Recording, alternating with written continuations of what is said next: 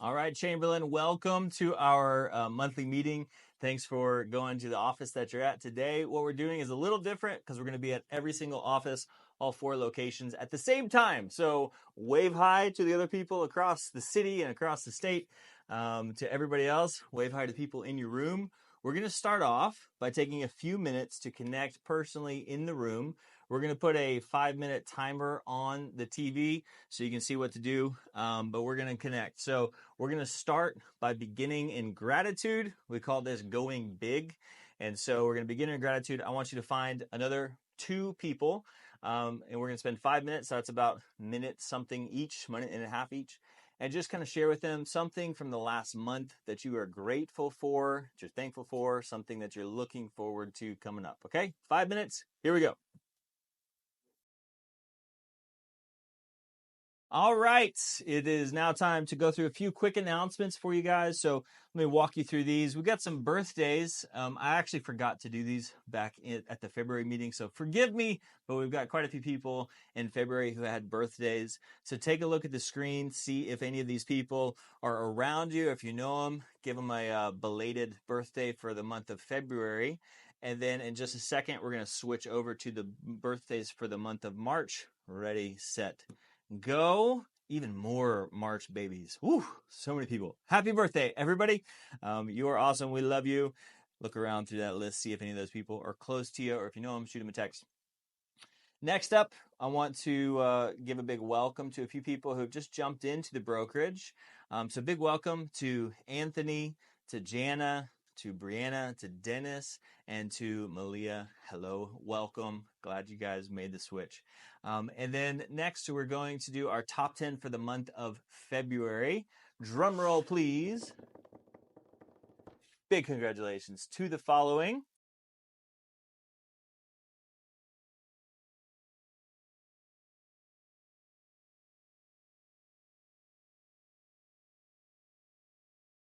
Okay, now we're going to jump into 2 more quick announcements.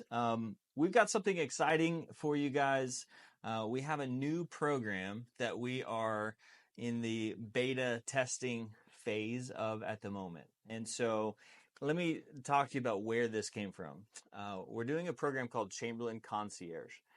And we started to talk to several of our top agents in the company. And we had a lunch together and we said, hey, talk to us about where's your pain points? What's difficult?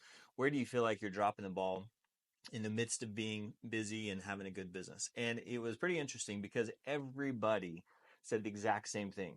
Anybody who's done like a higher volume was like, look, I can close the deals, no problem. But it's the after the fact kind of follow up, the keeping up with those clients for years to come that becomes the problem.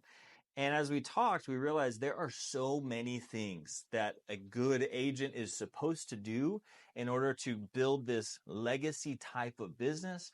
And we realized that it's really, really difficult to do it all. For example, you got to have your social media up to speed and putting out great stuff all the time. Can't just do pictures anymore. You got to do video now. And it can't just be like great looking pictures or video. It's got to be engaging as well. And you got to connect with people directly. And that's not enough. You also got to be doing mailers, and you got to be doing e-newsletters, and you got to be doing annual seller reports, and you got to be all these things. It's like, it's too many things. Okay. So we started thinking about what could we do to help agents in a really practical way. The other side of the coin that I realize is difficult, for example, Chamberlain had been hiring, we've hired a social media person for the last, 6 months or so. $800 a month just to run the social media account. It's like so expensive. And that's kind of run of the mill. Like that's just what it takes to have these things. So if you're trying to do your social media and your e-newsletter and your website and your videos and you could be thousands and thousands and thousands and thousands and thousands of dollars.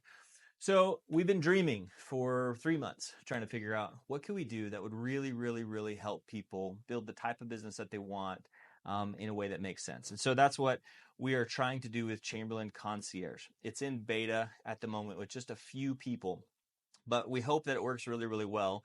And if it does, here is kind of what we're looking to offer. So we've hired somebody to come on staff and to help with all of these different things. But for example, you do the selling, we'll do the rest. So we got a new marketing campaign to help create that legacy brand. what's included?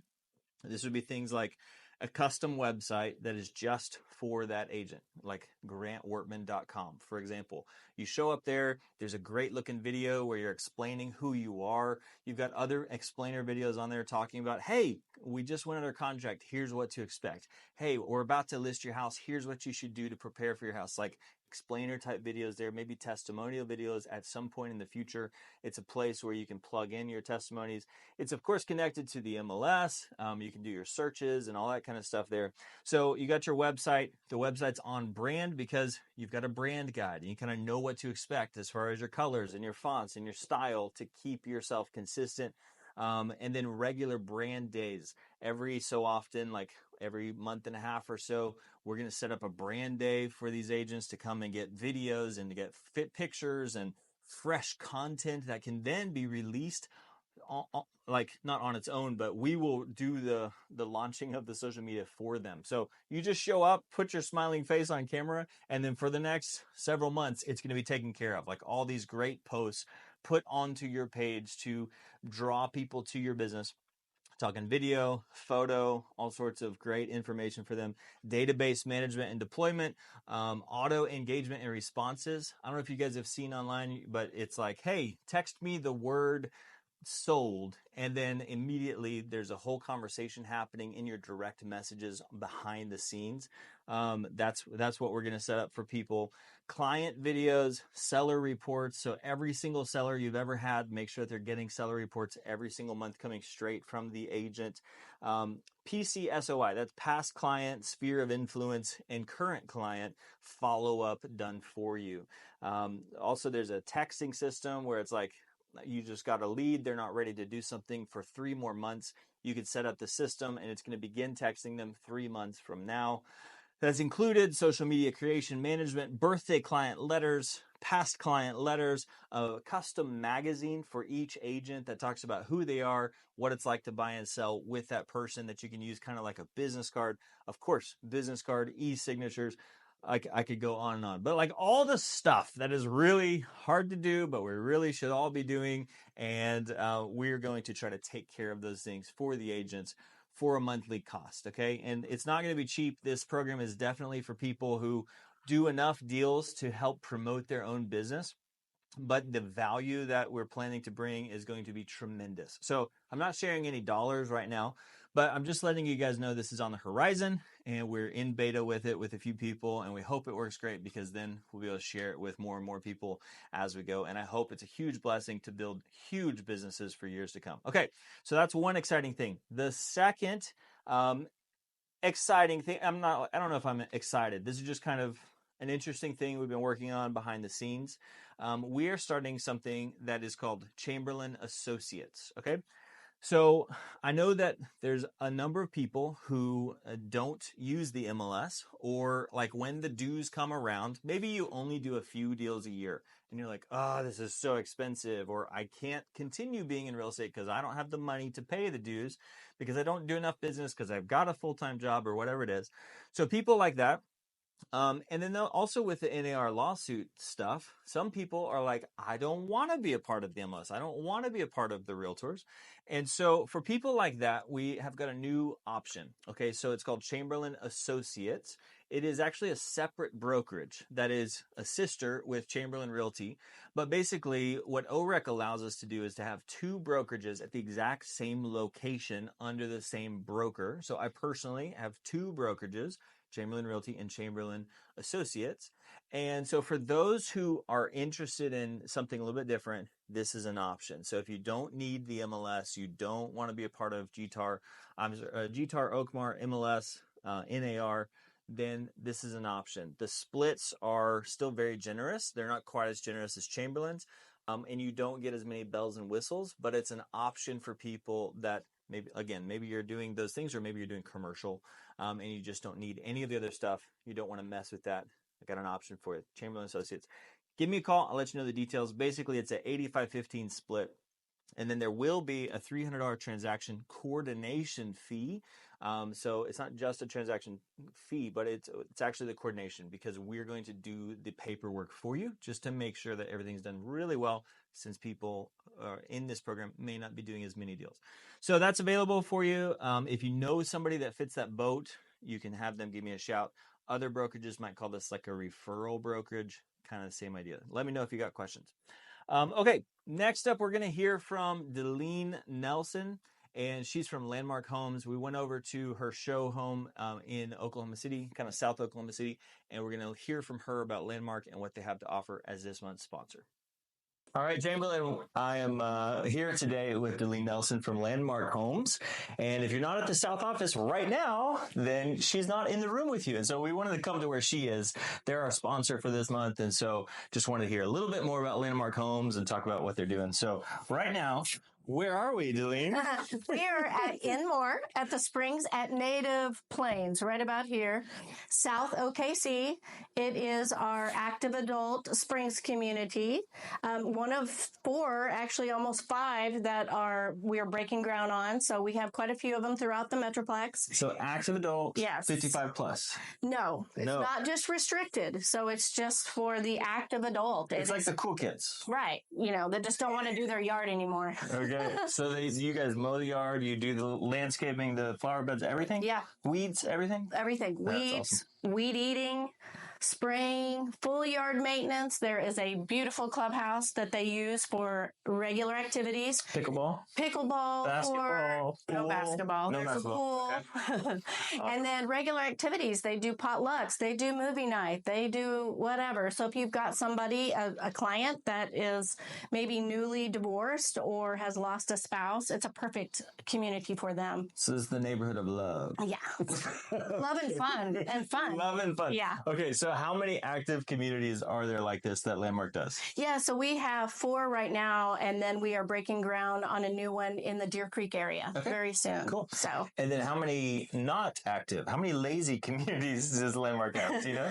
Well, we have, let's see, I want to say about 4 other ones. Like these right here? Well, those are the Springs. Oh, these are all Springs. No, actually, they're not. These are all of our communities. Okay, so cool. Very good. So they're all over town. 10. Very good. All over town. Yeah. If somebody has a client and they're interested in something new, something different, something she was telling me earlier, if your client feel like they can't find what they're looking for, they usually have a pretty good inventory. Yes. And so give her a shout. She can let you know what's coming up or what's already active and available. Yes. It's nice because you can come walk it, check it out. Yes. Which is always great for clients.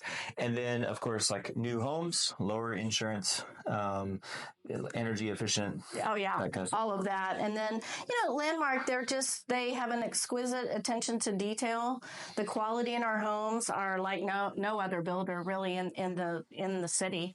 And also, just so you know, if you have a client that cannot find anything that they're looking for and they do decide to custom build, at the close of the construction loan, we do pay realtors half of their money. So you don't have to wait. You don't have to wait until it's completely finished to get paid. Awesome. Yeah. So you come pick a floor plan they like and then get paid a month or so later? Yeah. How long does it take for that? Usually about 30 days, 30 to 60 days, depending on the client. Even though it's going to take another year to finish. So that's kind of cool. Yeah. That's awesome. It helps. Okay. All right. So if you got any clients looking for new construction with Landmark, give her a call. Please call We'd me. love to serve you. And also register your clients. Be sure. If you have a client looking for new construction, shoot her an email. Say, this is the name of my client. That way you're protected. That's that right. way if they show up without you, you're still going to get paid. Yeah, we're still going to loop you right back in. We want to make sure that our realtors are taken care of. Even if the buyer is like, I don't want to use my realtor who registered me because I want to save the money. Right. They'll pull you back in. Yeah, we'll pull you back in. Yeah, it's cool.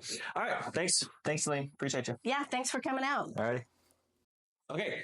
Before we go, Landmark wanted to do something really nice for us. They've got 5 $25 gift cards for the first 5 people that text Delene their name, their email, anything else you want? Just the contact information. Yeah. Even a picture of your business card would be fine. First 5 of you guys right now that text her, she's going to send you one of these gift cards. So what's your phone number? 405-361-3068.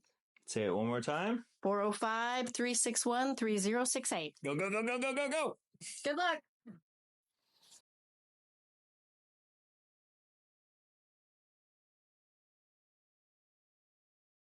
So next up, we're going to jump into our topic for today, protecting your commissions. And what we want to do here is help you think through a few different ways, and then we're going to role play together in the rooms with some questions at the end. But basically, how can you start discussing commissions better with your clients and with other agents, and hopefully protect those and maybe even earn a little bit more in the years to come. So we're going to talk through how to communicate to a seller about buyer agent commissions for a listing. We're going to talk about potentially how to earn more commissions on a listing. We're going to discuss how to reject an MLS commission offer and then have a buyer write a new commission offer to a seller, specifically like if they're offering 0% or 1% or 2%, something less than what you're hoping for, a way to handle that. And then how to use a buyer broker agreement and how to train your buyers to keep you in the loop. So that's some of what we're going to jump into. How to communicate to a buyer agent the commissions for a listing, and then also how to potentially earn more commission on your listings. I don't have any special slides for this part, but here's the idea. When you go to a listing presentation, I want you to have thought about what are you going to say to a seller. One question that may come up, hey, I heard that we don't have to pay buyer agents anymore. What are you going to say if a seller brings that up to you? Okay. Still in Oklahoma, at the moment, March 2024, the listing agent is choosing how much is being given. That's on the listing agreement, where the seller is also writing in how much is being given to the buyer agent. But if they're like, oh, I'm not going to pay anything, here's what I would say. I would say, listen, Mr. Seller, I understand it's tempting to try to save all this money by not paying a commission to a buyer agent, but I'm going to be really, really honest. The vast majority of the time, we are cooperating with the buyer's agent because they are bringing the buyer to us. And we would not be selling your house without them. And I'm being honest, I would say at least 90% of the time, that's the case with my personal listings. I need the help of these other people. And so the times that we've tried to offer less, oftentimes we don't sell for as much money. We don't sell for nearly as quickly either, because they may be going to other places. And so I would highly encourage you to be honoring with the buyer's agent, because it's a lot of work to them of what they're doing, and they bring a lot of value in helping you get top dollar for what they're doing. Okay, so that's the basic gist of what's in my mind for that. But go ahead and bring some honor to the role of a buyer's agent, because I would hate my life without buyer's agents. If I was just the listing agent, I had to do all those showings. That's rough. So the next one is how to earn more commissions on listings. Here's what I want you to think through, just really, really briefly, is have you considered a tier-based listing agreement where you have multiple choices for the seller to decide? So when I was selling really, really consistently in my early days, I had a I can't remember the names, but silver, gold, platinum type of thing. And the gold was, or the silver was kind of the basics. You got, 30 pictures, no video, no ads, no social media, no, and I would list out, I had a list where I'm showing them exactly what they're getting. And then the middle one was kind of what I anticipated that most people would take. And so that one's going to have the video walkthrough tour. It's got a website. It's going to be better than what the competition is offering at that price. And so, kind of list out all the stuff that you get here for this price. And then it would have this platinum option, which would also include we're going to come in, we're going to clean your house for you. We're going to do all these open houses consistently. We're going to do all this money on ads. We're going to guarantee all these thousands of eyeballs on your property. We're going to move people for you. You just roll out the red carpet. And then that's the option that you're going to, that one is only 8% or something like that.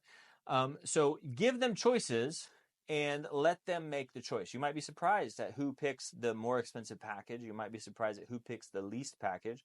But if you structure what you're communicating well, then you can, just by giving offers, you can kind of guide where your commission lands. And that way, if somebody says, hey, I would like to do less than what we talked about earlier on the phone, you can say, hey, no problem. I actually do have a great option if you want to spend less money on commissions. Here it is. And it's already well thought out, and you've already shown them, okay, listen, we can do less, but I'm not going to be able to provide the same service. So here is what you get if we do less.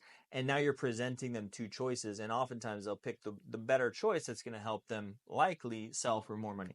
So take some time in your private time this week to think through, do you have tiers when you go to a listing appointment?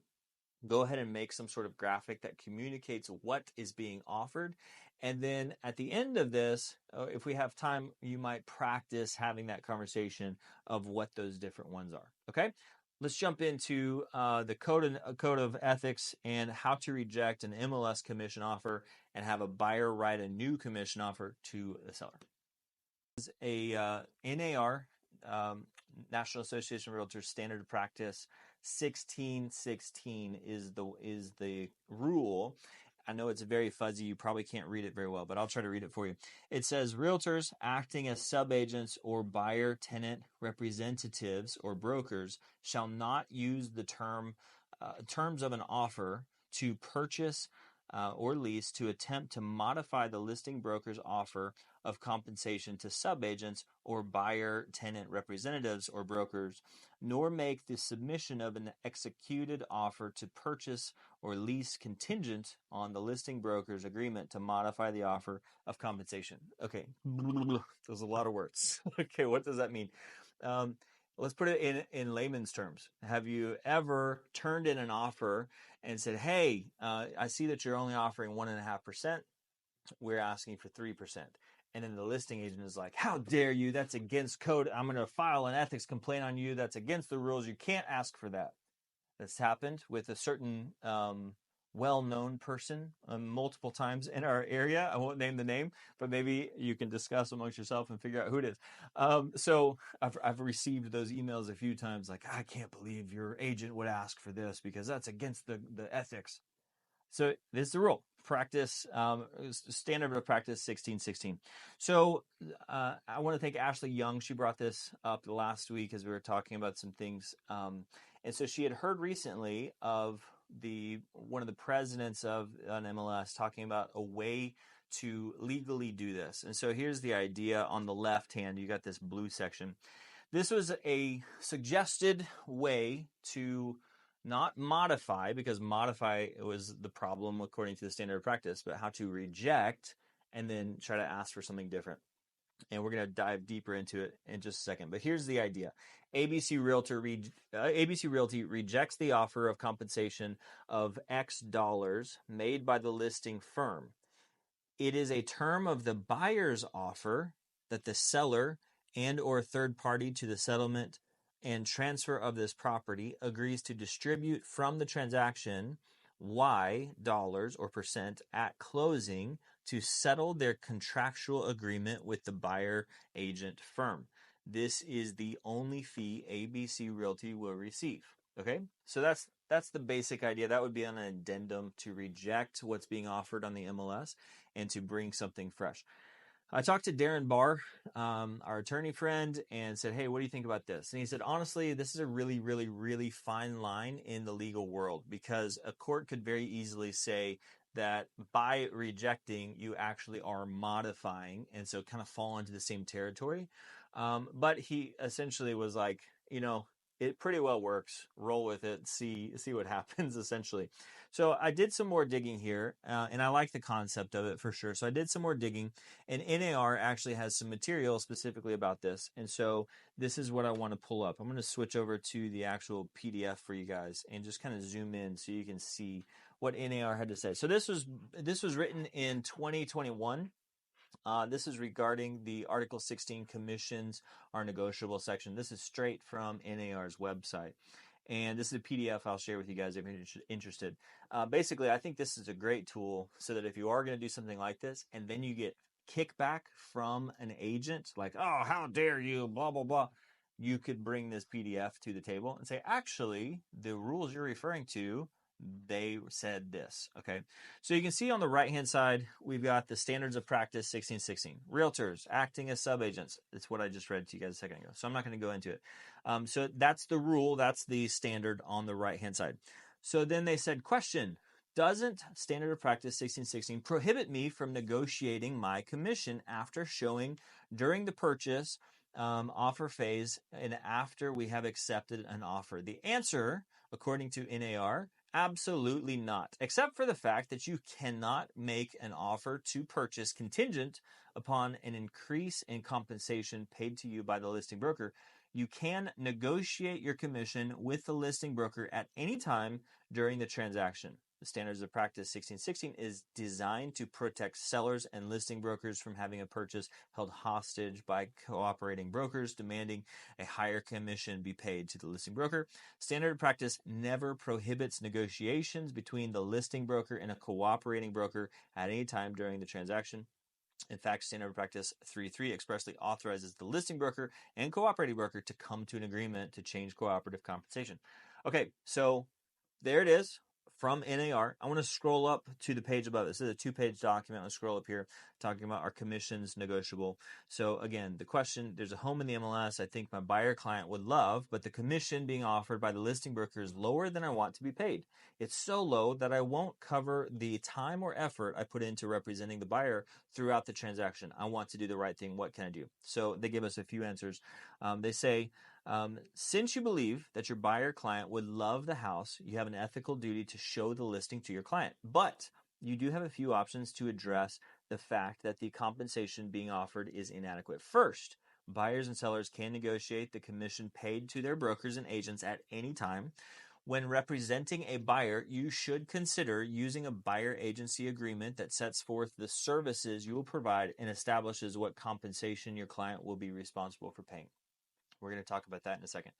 Often, the buyer agency agreement explains that you will first seek to be compensated in the amount set forth in the listing, but that if that amount is inadequate, you will expect the client to make up the difference between blank and the compensation provided by the listing broker. It's entirely up to you how you fill in the blank. The buyer agency agreement is between you and your client, so you and your buyer can negotiate the terms of that agreement anytime. Hit pause real fast. The buyer broker agreement, again, it says it right there. That agreement is between you and the client only. It's not between you and any other brokers or listing agents or anybody else. It's just you and your client. So if you want to legally uphold that document, the only solution is court between you and your client. So keep that in mind. Really what that means is you need to have powerful conversations with your client about these things. And that's what we're trying to work on today. The next section. Additionally, with one exception, you could ask the listing broker to negotiate the offer of commission. The one exception is that you may not submit an offer to purchase that is contingent upon an increase in the commission paid to you by the listing broker.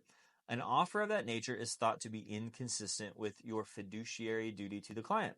This request can be made at any time during the transaction, even after showing the property or submitting an offer to purchase on your client's behalf. So basically, you just can't hold that piece of the puzzle hostage. However, this is the last part that really clarifies the details. You could have a conversation with your buyer client about the commission being too low to cover your time and costs incurred in connection with representing that client. If your client so wishes, that's the key. If your client wishes, he or she could make the decision to condition the offer to purchase the property on an agreement by the seller to pay an additional specified amount. The buyer and the seller are the parties to any contract to purchase the listed property. They can negotiate the terms of the contract as they see fit. Just make sure that your client completely understands the pros and cons of submitting an offer with that type of contingency, and make sure not to present your client not to pressure your client in any manner that is inconsistent with your fiduciary duty to that client. Okay? So it's a great document. I love that document. The key here is that if it's going to be contingent, it has to come from your client, not you making it contingent. Okay. So the buyer is welcome to do these things, but not you, the agent. Okay. So that was a lot of words. I hope it was a little helpful to think in that realm. Let's jump back to this, this wording here where they said ABC Realty rejects the offer of compensation of X dollars or percent made by the listing firm. It is a term of the buyer's offer. You see how they highlighted whose offer, the buyer's offer, that the seller and or third party to the settlement and transfer of this property agrees to distribute from the transaction Y dollars or percent at closing to settle their contractual agreement with the buyer, agent, and firm. This is the only fee ABC Realty will receive. Okay? So if that comes up and somebody is offering 0% on the MLS or 1%, 1.5%, 2%, something you're not happy with, these are ways that you can work on getting that changed And the most powerful one is that if your buyer is the one who says this offer is contingent upon the seller providing commission to the agent. Okay.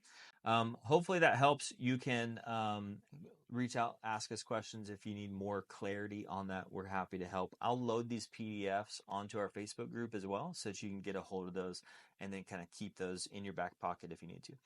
Next up is the buyer broker agreement. And so I want to just read through it quickly, walk you through how this thing works and how to be using it. I want to remind you the reason that we're using this is things are changing in our industry very quickly. And if you haven't been reading or following along, the Department of Justice wants to change how commissions are paid to buyer agents specifically. And they're hoping to decouple it. Who knows if that's going to happen? Who knows if, that is the current administration's Department of Justice. And so if things change with the election, that's going to be a new Department of Justice and new rules. So who knows how this thing's going to go? But it is wisdom on your part to have a powerful conversation with any of your potential buyer clients ahead of time before you get into a contract and maybe they're offering 0%.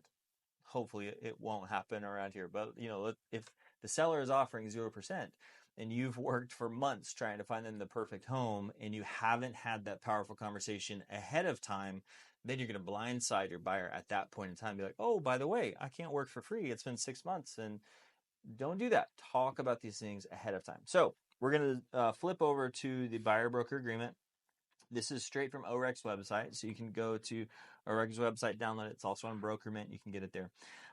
So this talks about the purpose of brokerage, and it says the buyer desires to purchase, lease, option, or exchange the real estate through the services and resources of the broker. The broker services may include, but not limited to, consulting with the buyer regarding particular properties and the availability of financing, formulating acquisition and purchase agreements, and receiving delivery of any offers made by the buyer and accepted by the seller.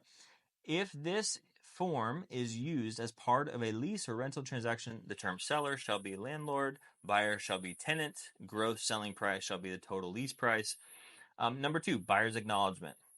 A, it says the buyer represents that the buyer has not signed a written brokerage agreement currently in force with any other broker. B, the buyer is not relying on the broker to determine the suitability of any desired property for the buyer's purposes or regarding the environmental or other condition of the desired property.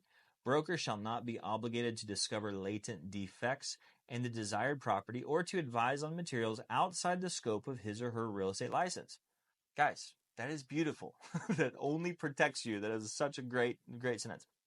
Broker does not make any representation or warranty with respect to the advisability of or the legal effect of any transaction contemplated by the buyer.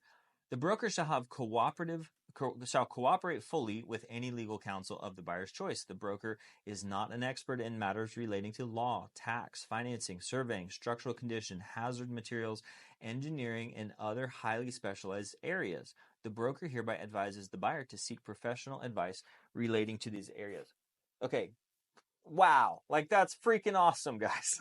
I mean, even if the commissions had nothing to do with his document, that document is beautiful. It's so protecting. It helps you. It communicates to the client what you are there to do, what you're not there to do. It's awesome. It's beautiful. Okay, let's move on to number 3. Duration of the agreement. This agreement is entered into this day.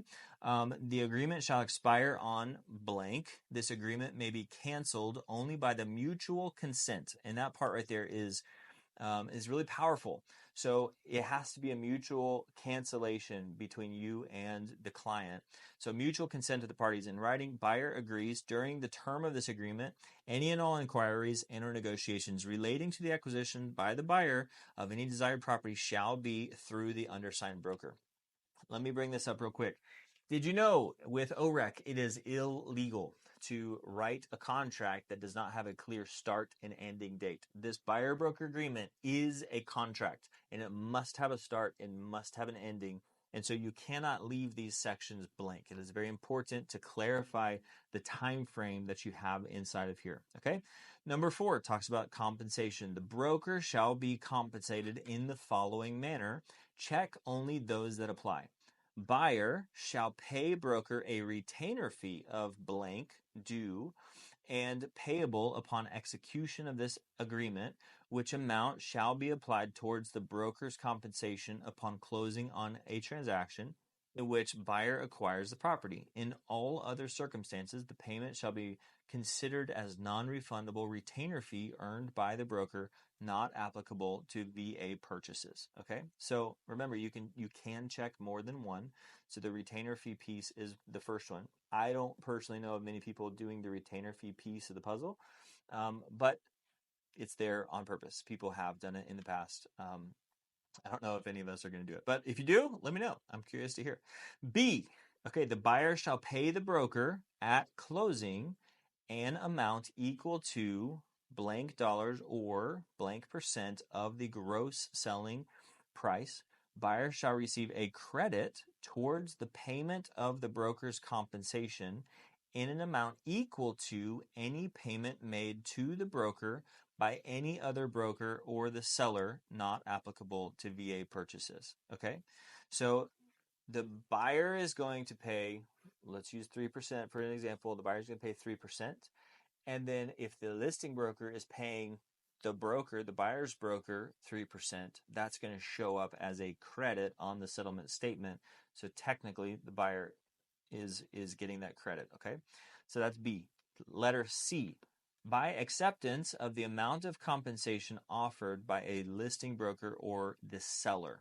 Okay, a lot of times people will only check that one, and that's the thing to watch out for, is because now if things are changing as far as what is being offered to the buyer agent on the MLS, and you're used to just checking C, then that's the only agreement that you're making. So if you're hoping for a certain percentage, and you check that box and that's not what's being offered, there's nothing between you and the client to do anything different. And then D is other, where you can write in the specifics. Okay. So if you want to write in, we'll help you guys with some wording here, but if you want to write in, again, you can check multiple boxes. So you could check by acceptance of the amount offered by the listing broker. And then you could also check B, which is that credit that's being received. So those are the check boxes. You can check what is appropriate. If you need to clarify anything, you're going to put it in D. Next, it says, unless otherwise specified, the compensation is due and payable upon closing.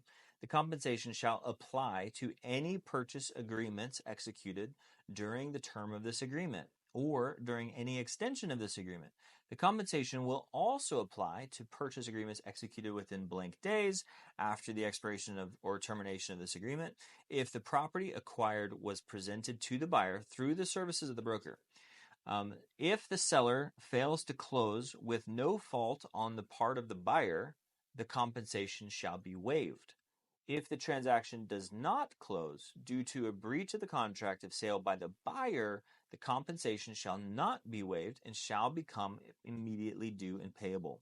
So there's 3 important things to pay attention to there.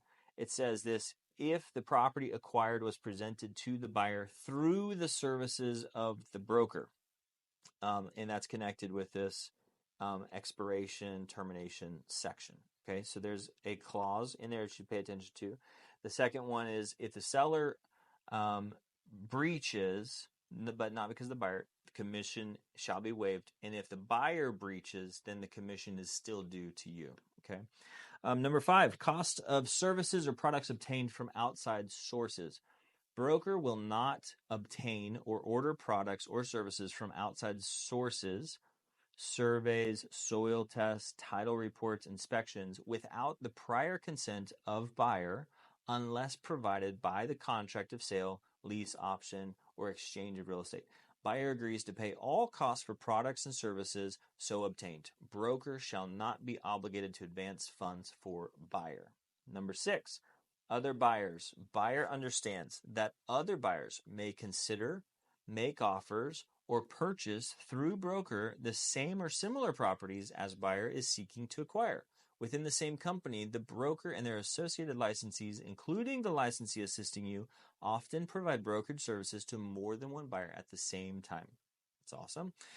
It's only helping you clarify what's happening. Number 7, equal opportunity. Properties shall be shown and made available to buyer without regard to age, race, color, religion, sex, handicap, familial status, national origin, or may be provided by local, state, or federal laws and regulations. Number 8, you can plug in any additional provisions that you feel are required. Like, for example, if you wanted to say, listen, I know it says mutual cancellation, but the moment you text me, I want out, this thing is done. You could write something like that in here, no problem. Counterparts, if more than one person is named as buyer herein, separate confirming agreements may be executed by each buyer individually, and when so executed, the copies taken together shall be deemed to be a full and complete agreement between the parties. Copy of agreement. Buyer acknowledges receipt of a copy of the agreement and a copy of the broker services disclosure, which is a separate document. You got to connect with this document. Buyer has been given a copy or has been made aware of the Oklahoma Residential Sales Contract Information Booklet available at OREC. So there it is. You don't have to print the whole booklet. You can just, they've got the website, they can get to it. And so then they're going to plug in their details here below. Okay, so that is our buyer broker agreement. It is very important, I think, to start getting good at this. I admit I personally have not used a buyer broker agreement in the past, but now is the time to begin using it. You probably heard me talk about this a couple weeks ago, but the current NAR president had never used a buyer broker agreement until about a month ago. And he just closed his first deal ever with a buyer using a buyer broker agreement. So I get it. If you're like, this is weird, doesn't feel right, I get it. I'm with you. But it is important to start having these conversations now in order so that you don't end up working for free. Okay. So that's the buyer broker agreement. We're going to practice here in a few minutes going through that with your pretend buyers. So we're going to end our meeting by doing some role play. And so we're going to split up into groups of 2 and 3. One person is going to be the agent. One person is going to be the client. And if you have a group of 3, then the third person is a note taker who's going to give really, really honest feedback. Okay, so note takers, you got to promise me that you're going to really give good suggestions. You're going to make notes. When they said this, I loved this verbiage. I didn't like the tone. I thought that they could have added this here. Really give some good, honest feedback to them. And then once you've gone through a cycle, you're going to switch roles. So you're going to change who is the agent, who's the note taker, who's the client. So I want you guys to practice just going through the buyer broker agreement. I want you to practice on the listing agreement, explaining the price tiers and the buyer agent value. And then I want you to have a conversation with the listing agent rejecting a lower commission amount. Okay. So depending on how much time you've got left there, pick one of those, start working through those. I would probably recommend working on the buyer broker agreement and then the listing agent rejecting a lower offer, communicating that to your potential buyer. And then the leaders in the room are going to help you kind of figure out which one you're going after. And that concludes our meeting. So I hope you have some good role play today. And thanks for taking time. Hope to see you in person really, really soon. Call us when you need us. We love you guys. Bye.